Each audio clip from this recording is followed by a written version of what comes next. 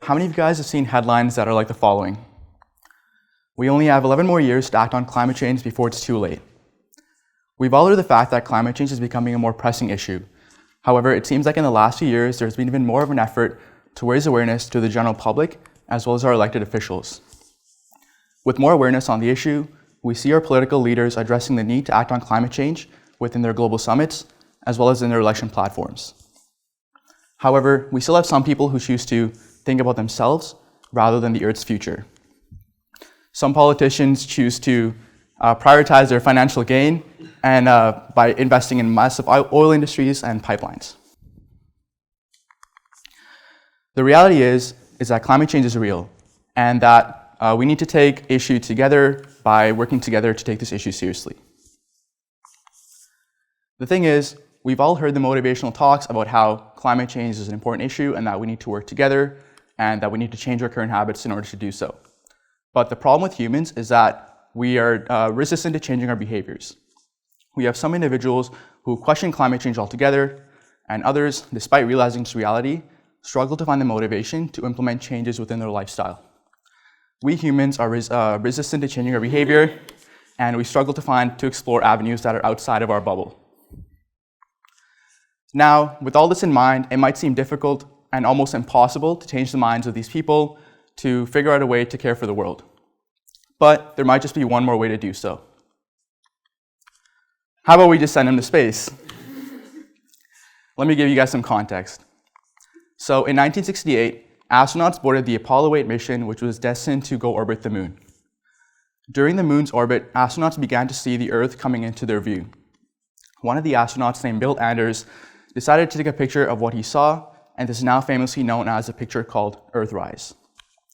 On their way back, they were asked about their experiences with the trip, where Anders famously replied by saying, "We went to the moon, but now we discovered Earth." The fact that they saw this tiny little blue ball in the vastness of black empty space brought out this intense emotions within themselves.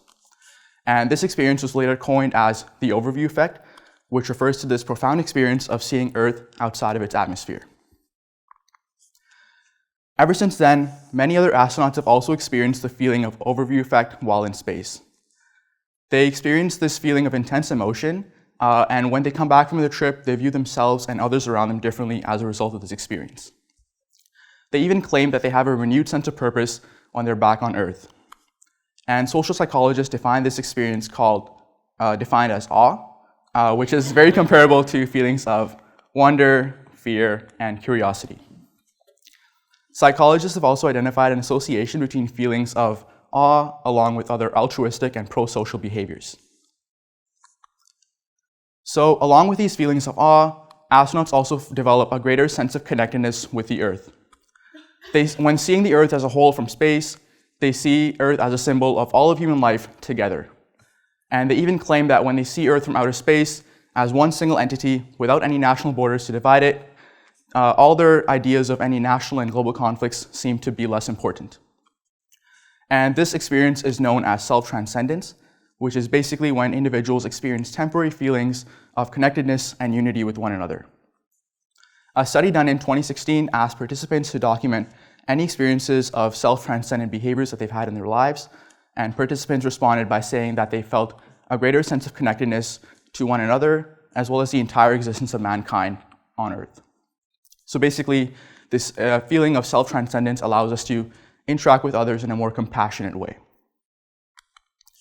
And although these feelings of awe and self-transcendence are able to be exhibited in our short term, they also have the ability to settle into our long-term outlook towards Earth. Because when we experience something that is so extreme and subjective as the overview effect, this one experience is able to modify the way that we've looked at things in the past, and also the way that we will continue to experience things in the future. And this is a result of an idea that we call schemas, which are just a pre-existing framework in our mind that helps us navigate current situations based on what we've seen in our past with our mental frameworks. So when we have a new situation that isn't really fitting into our existing frameworks, we have two options. We can either assimilate this information or are forced to accommodate this. And in the case of astronauts, they were forced to accommodate this information of seeing themselves as a separate entity from Earth, which later redefined the way that they looked at their own identities, as well as their relationship with the Earth.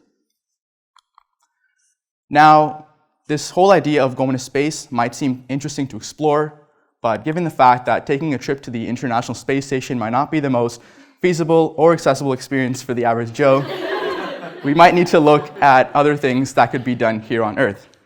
And although this is a relatively recent field of technology, one way to do so is by using VR technology, so virtual reality technology.